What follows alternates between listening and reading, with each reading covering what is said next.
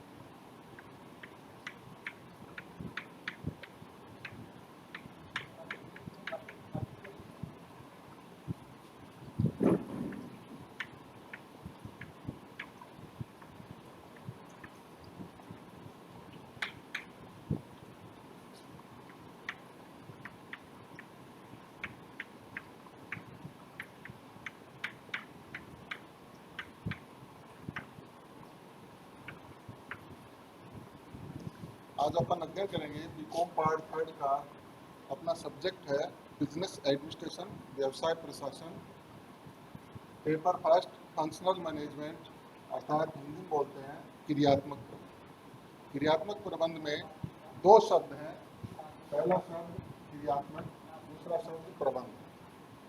तो अपन सबसे पहले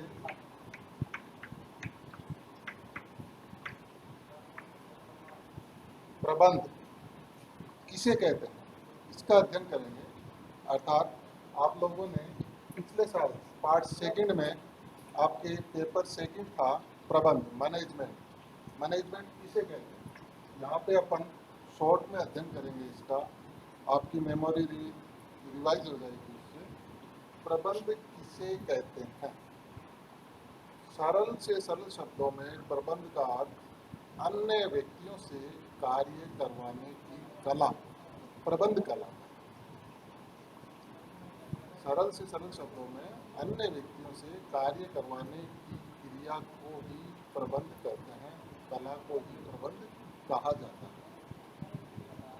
अध्ययन की दृष्टि से प्रबंध किसे कहते हैं? शायद आप लोगों के थोड़ा बहुत ध्यान आया होगा कि प्रबंध एक ऐसी निरंतर चलते रहने वाली वैज्ञानिक प्रक्रिया है जो निर्धारित लक्ष्यों की प्राप्ति के लिए विभिन्न मानवीय प्रयासों का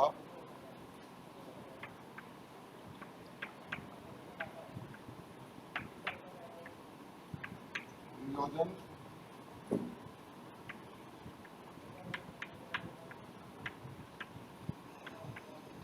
संगठन,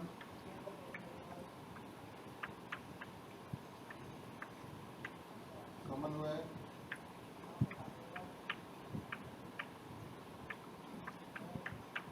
एवं नियंत्रण करती है। दोबारा सुन लीजिए। प्रबंध एक ऐसी निरंतर चलते रहने वाली वैज्ञानिक प्रक्रिया है जो निर्धारित लक्ष्यों की प्राप्ति के लिए विभिन्न मानवीय प्रयासों का नियोजन, संगठन, समन्वय एवं नियंत्रण करती है ताकि लक्ष्य प्राप्ति आसानी से हो जाए।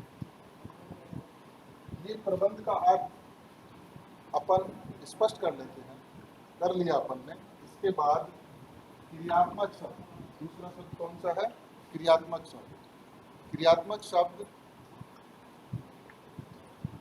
का अर्थ समझने से पहले अपने को प्रबंध के सिद्धांतों को ध्यान में रखना होगा। आप लोगों ने हेनरी फेयल द्वारा प्रतिपादित प्रबंध के 14 सिद्धांतों का अध्ययन पिछले साल बीकॉम पार्ट सेकंड में किया था। उन सिद्धांतों में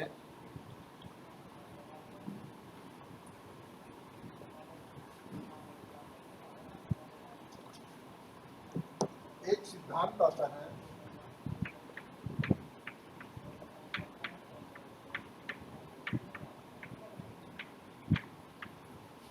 विशिष्टीकरण।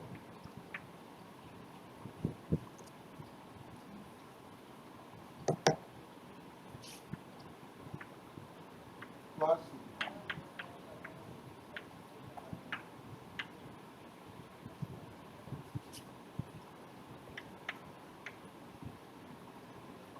अथवा इसका दूसरा नाम है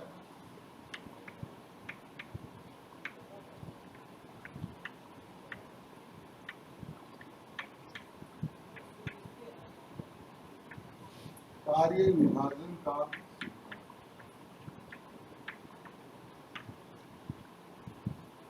विशिष्टीकरण का सिद्धांत, या इसका दूसरा नाम है कार्य विभाजन का सिद्धांत। दोनों एक ही बात है। ये सिद्धांत क्या कहता है? विशिष्टीकरण या कार्य विभाजन। ये सिद्धांत ये बताता है कि जो व्यक्ति जिस कार्य में दक्षता रखता हो, विशेषज्ञता रखता हो, उसको उसी प्रकार का कार्य सौंपना चाहिए, उसी प्रकार के कार्य के लिए वह उत्तरदायी होना चाहिए। क्रियात्मक प्रबंध में इसी बात को ध्यान में रखा जाता है। अर्थात दूसरे शब्दों में ये कह सकते हैं कि विशिष्टीकरण के सिद्धांत के कारण ही क्रियात्मक प्रबंध का जन्म हुआ है। विशिष्टीकरण का सिद्धांत अगर न होता तो अपन क्रियात्मक प्रबंध का अध्ययन नहीं करता। क्रियात्मक प्रबंध में भी यही बात होती है कि जो व्यक्ति जिस कार्य में दक्ष होता है उसको उसी प्रकार का कार्य देना चाहिए और उसी कार्य के लिए वह उत्तरदायी या जिम्मेदार होना चाहिए। तो सारांश के रूप में अपन ये कह सकते हैं कि आज जो अपन क्रियात्मक प्रबंध का अध्ययन कर रहे हैं वह विशिष्टीकरण के सिद्धांत की ही देन। विशिष्टीकरण के सिद्धांत के अनुसार अपने यहाँ मैनेजमेंट में जो व्यक्ति जिस कार्य में विशिष्टता रखता है, विशेषज्ञता रखता है, उसको उसी प्रकार का कार्य दिया जाना चाहिए ताकि वह अपने कार्य का निर्वाह उचित तरीके से कर सके और उस कार्य के लिए उसको जिम्मेदार भी बनाया जा सके। उदाहरण के रूप में अगर मान लीजिए महाविद्यालय में कॉमर्स के लेक्चरर को अगर हिस्ट्री पढ़ाना दे दिया जाए तो वह पढ़ा तो देगा आसानी से, लेकिन वह इतना अच्छे तरीके से नहीं पढ़ा सकेगा जितना एक हिस्ट्री का प्रोफेसर पढ़ा सकता है। कहने का मतलब क्रियात्मक प्रबंध विशिष्टता रखने वाले विभिन्न व्यक्तियों को उसके लिए ही कार्य सौंपना चाहिए जो सब्जेक्ट में वह विशेषज्ञता रखता है, योग्यता हासिल रखता है।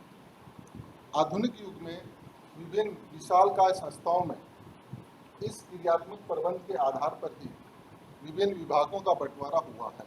विभिन्न विभाग कौन से? जैसे एक संस्थान में विभिन्न विभाग होते हैं, जैसे उत्पादन विभाग,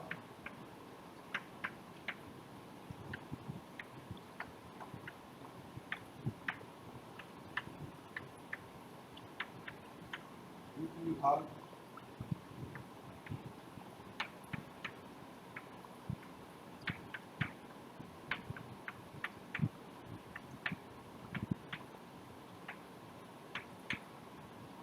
मानव संसाधन विभाग,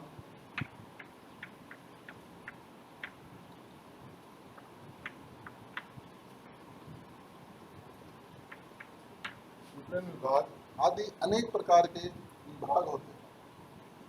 इन विभागों का जो मुखिया होता है वह इस उत्पादन संबंधी क्रियाओं में विशेषज्ञता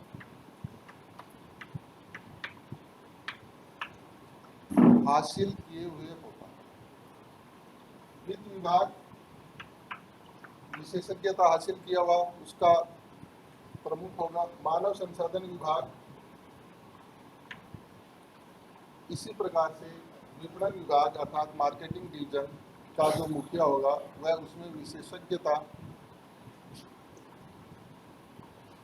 हासिल किए हुए होगा। इस प्रकार क्रियात्मक प्रबंध में विभिन्न विभागों के जो मुखिया होते हैं उन विभागों में प्रत्येक विभाग की प्रबंध व्यवस्था के लिए उस विभाग का जो अध्यक्ष होता है वह प्रमुख होता है और उस विभाग से संबंधित जो क्रियाएं होती हैं उनके लिए उसे जिम्मेदार माना जाता है। ये हुआ क्रियात्मक प्रबंध।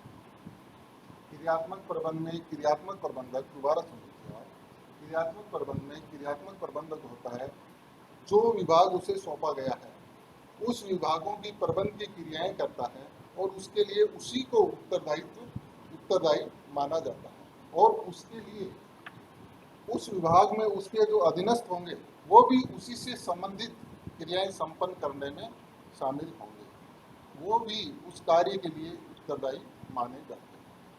इससे क्या होगा, विशिष्टीकरण का सिद्धांत, क्रियात्मक प्रबंध का जन्म अर्थात क्रियात्मक प्रबंध की देन विशिष्टीकरण का सिद्धांत है। इसमें हर व्यक्ति अपने अपने विभाग के लिए उत्तरदायी माना जाएगा, कार्य अच्छे तरीके से संपन्न होगा, जवाबदेही उसी अधिकारी की होगी उस विभाग की, तो कार्य वह महत्वपूर्ण तरीके से और अच्छे तरीके से कर सकेगा। इसके बाद अपन अध्ययन करते हैं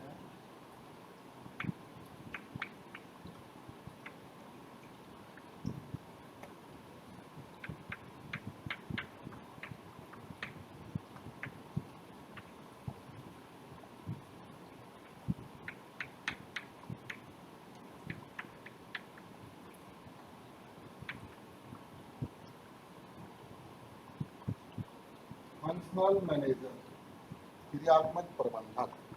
क्रियात्मक प्रबंधक किसे कहते हैं? निष्कर्ष के रूप में ये कहा जाता है कि क्रियात्मक प्रबंधक वह है जो किसी संस्था के विशिष्ट विभाग के कार्यों के लिए उत्तरदायी होता है तथा जिसके अधीन उस विशिष्ट विभाग के कार्यों में प्रशिक्षित एवं विशिष्ट चातुर्य कर्मचारी होते हैं। ये क्रियात्मक प्रबंधक जैसे उत्पादन विभाग का जो अध्यक्ष होगा उसको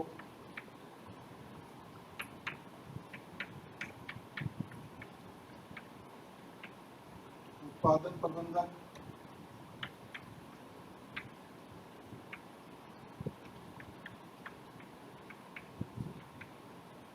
वित्त प्रबंधक,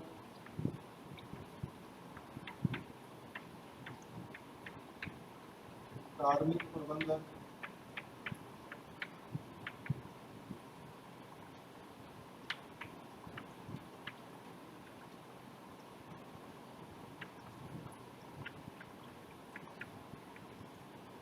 विपणन प्रबंधक, ये इस नाम से जाने जाएंगे। उत्पादन प्रबंधक, इसकी मुख्य जिम्मेदारी उत्पादन विभाग से संबंधित जितनी भी प्रबंध की क्रियाएं हैं उनके लिए वह क्रियाएं संपन्न करेगा और संस्था में उसके अधीनस्थ जितने भी कर्मचारी कार्यरत हैं उन सभी के लिए वह उनसे कार्य करवाएगा और संस्था में इस विभाग के लिए वह स्वयं उत्तरदायी होगा। उसी प्रकार वित्त प्रबंधक वह भी अपने वित्तीय संबंधी प्रबंध की क्रियाएं संपन्न करेगा और उसके लिए वह स्वयं जिम्मेदार माना जाएगा। इसी प्रकार से कार्मिक विभाग, या अपन ने लिखा था पहले मानव संसाधन विभाग, इसको भी दोनों का एक ही नाम है, ह्यूमन रिसोर्स मैनेजमेंट।